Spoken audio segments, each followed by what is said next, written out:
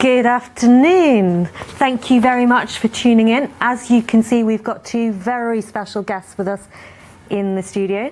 This amazing creature, AV1, a robot that can perhaps help children with long-term illnesses and make their lives a little bit better.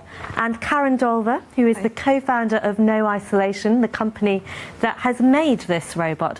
Yeah. So please, we would like your questions. Please bring them into the Facebook page. We will answer them all.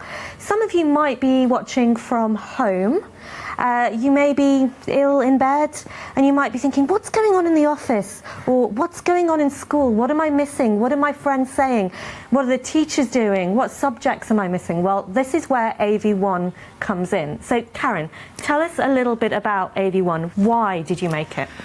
The whole idea behind No Isolation started as the three of us wanting to help people communicate, and we wanted to start with the kids and teenagers because we thought we could have the biggest impact in their lives.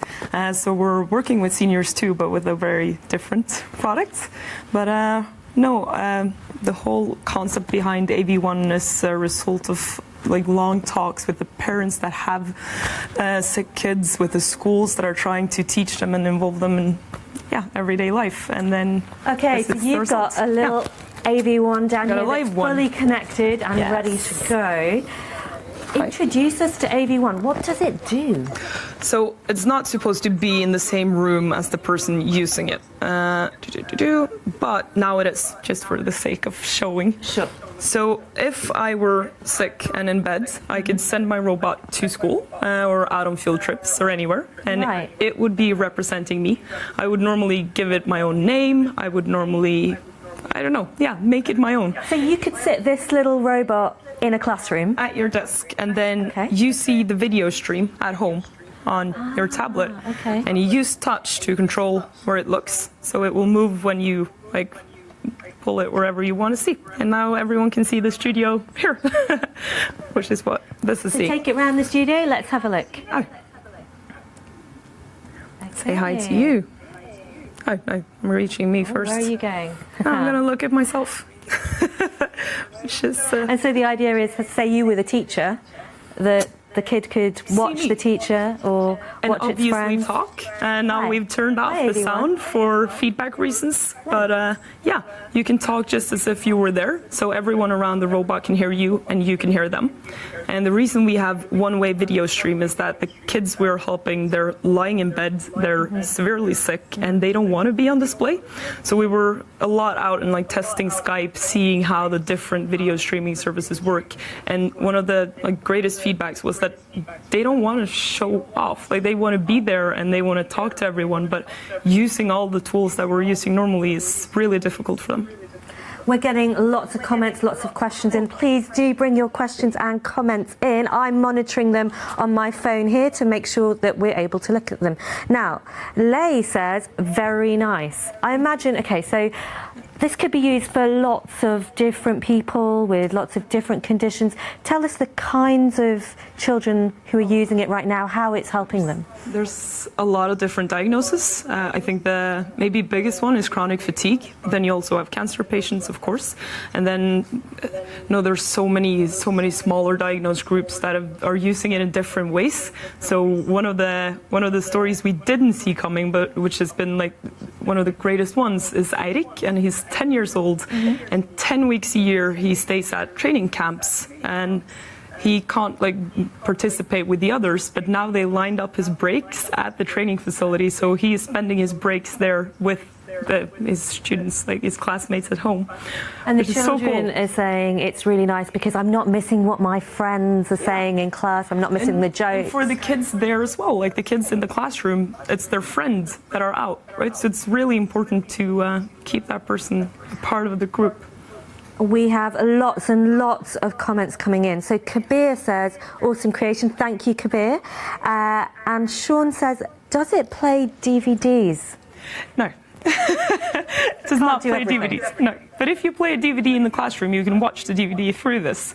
Ah, okay. So whatever's being played in the classroom, you can see it's kind of like this is the child's eyes and ears. And voice. Okay. But what if you want to ask a question in class? So you have a few options here. We've cut it to the bare minimum because we wanted to make it as simple as possible. But if you click the raise your hand button, that will start blinking. So it's a very non-intrusive way. It's blinking. And so the teacher, Can see so that you're if you can see that there, the head is blinking, and then that would mean for the teacher, hey, the kid at home. I'm trying to say something, but I don't want to interrupt. Okay. And then you also have something that we learned through. We were testing for 7 months, just going back and forth with 20 real kids with very different diagnoses. And the chronic fatigue kids, especially, they want to be there, but they are often too sick to actually participate. Sure. So they want to use it more like a TV to see what's happening and just be a part of class. And then you can turn the head blue with the sleeping mode, saying that I'm here, but please don't ask me any hard questions. Don't involve me at a high level. I'm only looking. That must be very useful for someone if they're really tired, but they don't want to miss out. They want to know what's going on. So you can turn the head of the robot blue. Yep. I'm getting so many questions in. Okay, thank you so much for bringing in the questions. We have Marriott says, thank you, Marriott. What is the cost of each robot? So we're primarily selling to schools, and they're buying it for £2,200. Okay, and where is it available at the moment? Online. We have one private customer in the UK, and she's a big reason why we're here, because the mother reached out to us online and was like, when can I get it? It's not quite available on our national health system. Well, not through the national health system, but any school can buy it at any time. Okay. Chloe, thank you for your question, Chloe. Chloe says, the robot, does it do live streaming or does it do any recording? Now, this is really important. It's really important. Tell me a little bit more. So privacy has been, of course, a huge issue. We're putting a camera in the classroom, but this only live streams, and it's end-to-end tunnel. Everything's cryptated. We are never going to make any money off of data. So it's only the kid that's supposed to be there that can be there at the moment it's happening. So it's all live? Yes, it's all live and nothing is ever stored. That does mean, though, say you've got a very difficult lesson going on and you want to recap what's being said in class, you can't kind of use it like that. It's like you're there. It's like supposed to be like you're there. Right. So privacy, though, there might be some parents out there that say, I don't want this thing in my class, in my child's class. I don't want it recording what my children are doing. But I think what do you say to that? Record. We're not doing that. And that's the whole point.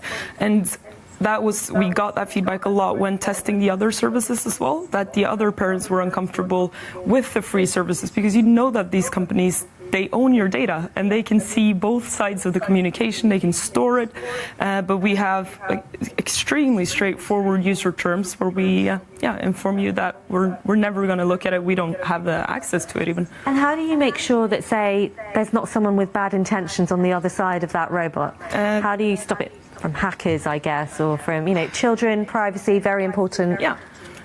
No, so only one tablet controls, or one mobile or tablet controls one robot.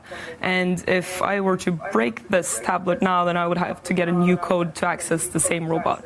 So you can't have several users at several places. Right, so you've built in a lot of features to try and keep safety at top. Okay, so many questions coming in. Thank you to our Facebook audience for all these questions. Oh, we're being asked by Betty, thank you very much, about the battery life. That's a good question. I mean, what if you have a really long lesson at school? 6 hours of streaming. 6 hours, and it's also the same as most Android phones with the charger in the back, so it can, you can use it whilst it's charging as well. Okay, and Masango, thank you for your question. Oh, okay. So can it be hacked? Ooh. I don't think so, but... You hope not? No. Okay. Joshua says, can you make one so I don't have to go to work? Well, we get that question a lot. And in an office setting, I would definitely put a screen on it, because in an office you would want to see who was on the other end. In a classroom, those 20, 30 kids, they know each other and they're going to know the person behind. So without a screen, you're going to recognize the voice. You're going to know that, okay, this is my classmate. In an office, that's not always the case, at least not in offices like this where people come and go all the time. And No, also it relies on your friends picking you up and bringing you everywhere, right? So I can't send that into work instead of me. I mean, it probably do just as good a job sitting here. And actually, to the audience out there, if you're hearing a bit of a double feedback going on, it's the robot. The robot's also kind of relaying what we're saying here. So if you're hearing two bits of feedback, that's where it's coming from. It just shows how good it's working. So we have another question. Gemma says, great creation. But couldn't you just use a webcam and microphone? Yeah, that's it. Then you rely on like extreme motions being put in place on both sides. So what you're seeing with actually all of the services that we've found is that if I want to log on the classroom with something like that, and I'm 8 years old, and my mom have to call my teacher and said, okay, at 12:30 I'll log in. The teacher needs to be ready with like, okay, it's on Wi-Fi. Everything needs to be set up for every meeting. But here, the child is in complete control. It's your avatar. You know it. You can log on whenever you want. You know that it can be brought around because it's built for it. What do teachers think of it? I mean, I can imagine, there are some teachers out there who might think, I don't want this distraction in my classroom. I mean, as cute as it is, I don't want these two beady eyes sitting there. What reaction have you had? I've been quite amazed with the teachers. I thought we were going to get more assistance than we've gotten, but they know that this is a child they're supposed to have in class. It's also someone they know and someone they're teaching. So they're, been extremely positive, really. And what about the other kids? Oh, they're the best, and they get it. The second we put it there, they understand it. The younger they are, the younger they kind of just, okay, it's your avatar. Can I have a little go? Yeah, of course. Right, let me see if I can reach over. Okay, so if just pull wherever you want to go. If I want to go... Oh, here we go. So you can see we've got some guests in the studio there. You can just about see them. And if I wanted to go around and look... Oh, that's one of our robot cameras over there. And... Oh, you can raise your head let too, me... How do I do that? Oh, there you are. Yeah. Aha. Hi there. Okay, that's great. And then... Oh, you can just see our screen there. Yes, we are live. It is our Facebook Live. Oh, and that's me. Moving on. And there's more of our guests. So that's what our studio looks like right now. If I have a question, I press on here. Yeah. And it starts working. And that's lighting up. So the head of the robot lights up to tell the parent. Okay, and what's this participant button? Okay, I'm tired now. I just want to watch. Yep.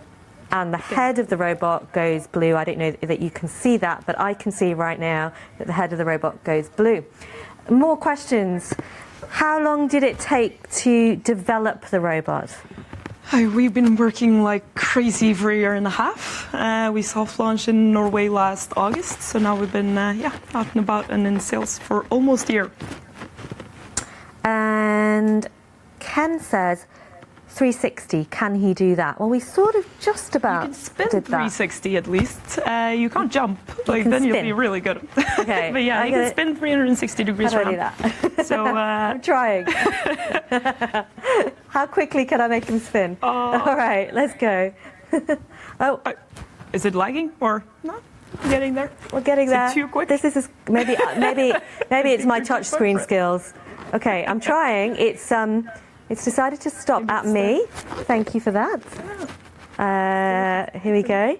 But so you can do a couple of tricks. So in general, you have to be quite a good student because you sit there quietly, but you can do a couple of things. Yeah. They make it more human with dressing it up and learning movements. And when it's quiet, like you cannot probably hear it through here, but you can slightly hearing it's moving, and it's Thank you for the questions. We have so many still coming in. Okay, so Rebecca says, what about if the student has a homework sheet from the lesson? I guess you can't really... Then you'll have to do that wherever you are. But no, our company is no isolation, so we're primarily made a social, like the robot that will make you social. So curriculum is a bonus. Okay, very, very quickly, can you show us your office in Oslo? Because you said you might be able to. We have another iPad that's connected to a robot there. Yeah. Okay, so hopefully we'll make that happen just so we can prove that it can work far away and not just in our studio. Yeah. And while we're waiting for that to get set up, shouldn't take too long. Can he go travelling?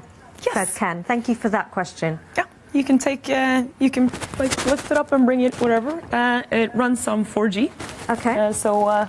Yeah, just like a cell phone, you can switch that between the Wi-Fi at the school or go outside on 4G. And so we're just going to bring in now the other iPad, and then we can show you just very quickly your office in Oslo. So let's bring that in. Thank you so much for coming across the studio. Thank you. And here we go. We've got it. Okay, so that pin. Did you choose a pin earlier? Right. Okay, so Tuba, thank you so much for your comment. Awesome. Lindsay asking if it runs off school Wi-Fi. I know that 4G is the key here. And we have Rebecca saying, yes, more about... Someone set a pin in the app that I don't know what is. We might be running into difficulties. Yes. Okay, all right. Yeah, okay. Perhaps in that case, let's not go to Oslo. That's fine. We won't. We will just have to take your word for it. Yeah. That's how good the privacy is. Okay. Very, very last question. Julie says, "What's your favourite feature of the robot and why?" I think the blue light, because it was discovered like during the tests. All of the other things we could kind of assume our way to, the mobility and the streaming and all the security. That was things we could think our ways to, but the blue light, we would never have gotten to that conclusion without the kids telling us that. And maybe the fact that there's no screen, because we thought so too, that we'll need a screen because that's the general assumption of adults. But yeah, they didn't want it. So listen to the children. That is your... Always, or listen to the users. So that's your final answer. Wonderful. Thank you very, very much. Cool. Thank you to our Facebook audience for joining in. All the questions, really appreciate them. Sorry we didn't have time to do all of them. And thank you, of course, to AV1.